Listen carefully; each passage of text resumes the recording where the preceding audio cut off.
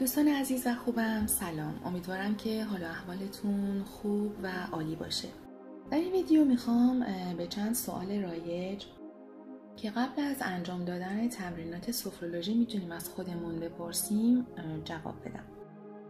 سوال اولی هست که آیا تمرینات به صورت فردی انجام میگیره یا گروهی هم امکان انجام دادنش وجود داره؟ حقیقت امر این هست که سفرولوژی هم به صورت انفرادی هم به صورت گروهی میتونه انجام بگیره. سوال بعدی این هست که در چه سنی میتونیم تمرینات سفرولوژی رو انجام بدیم؟ آیا هر کسی میتونه اونا رو انجام بده؟ جواب به این سوال این هستش که کودکان از سن 3 سالگی میتونن تمرینات سفرولوژی رو انجام بدن، ولی بهترین سن برای شروع کردن سن همون 5 یا 6 سالگی هست. تمرینات سفرولوژی در این سن با دنیا و در واقع سن کودکان هماهنگ و منطبق شده خواهد بود. پس هم کودکان، هم بزرگسالان، هم سالمندان میتونن سفرولوژی رو انجام بدن. اگر دچار مشکلات خاص تنفسی یا حرکتی هستید، مثلا اگر آسم یا بیماری قلبی عروقی دارید، یا دچار فشار خون بالا یا فشار خون پایین هستید، یا زانو و کمردرد دارید، یا حتی مثلا تحت عمل جراحی خاصی قرار گرفتید، باید حتما قبل از تمرینات سفرولوژیست رو از شرایط خاصتون و از حرکاتی که توسط پزشک معالجتون ازشون منع شدید آگاه کنید.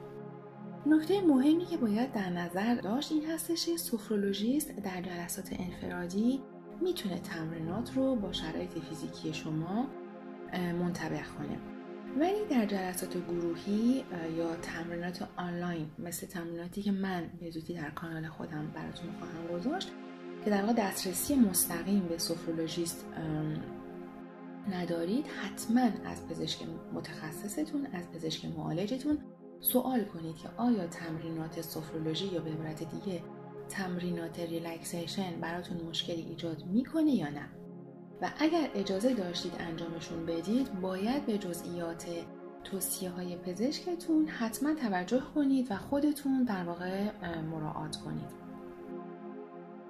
و اما سوال بعدی، آیا باید در مکان به خصوصی و تحت شرایط خاصی تمرینات سفرولوژی رو انجام بدیم؟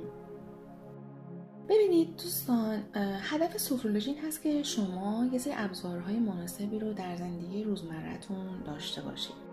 جای خاصی مورد نظر نیست، در هر جایی میتونید تمرینات رو انجام بدید. چیزی که مهمه این هست که زمانی که میخواید تمرینات رو انجام بدین به خودتون بگید میخوام برای خودم 10 الی 15 دقیقه وقت بذارم. بهتر هست که در جایی که ساکت باشه برید و در این 10 الی 15 دقیقه خودتون رو از هیاهوی زندگی روزمره دور نگه دارید. مثلا موبایلتون رو خاموش کنید، تلویزیون رو خاموش کنید، پنجره ها رو ببندید، به همسر یا فرزندانتون بگید تو این مدت زمانی که دارید تمرینات رو انجام میدید مزاحمتون نشن و به قول معروف در حباب آرامش خودتون باشید و متمرکز روی تمرینات. و اما سوال دیگری که مطرح میشه این هست که شرایط محیط باید چجوری باشه؟ آیا باید وسایل خاصی بخریم برای انجام تمرینات سفرولوژی؟ جواب این هست که نه، نیازی به خرید هیچ گونه وسیله نیست. نکته اساسی این هست که شما در جایی که قرار هست بشینید یا دراز بکشید جایی به نسبت نرم و راحت و مناسبی باشه که موقع تمرینات در واقع سفرولوژی سفت و سخت بودن اون مبل، کاناپه یا دوشک یا تخت شما رو اذیت نکنه.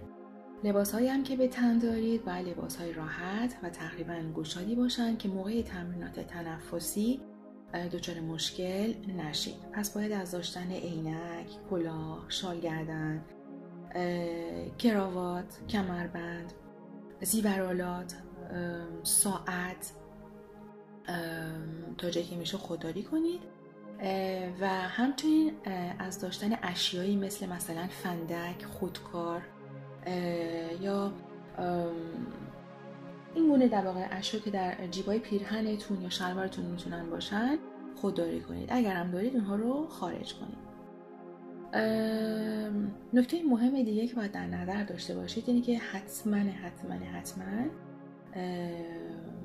قبل از انجام تمرینات سفرولوژی باید از مصرف دخانیات، داروهای خواب‌آور یا روانگردان و مشروبات الکلی جدا خودداری و پرهیز کنید.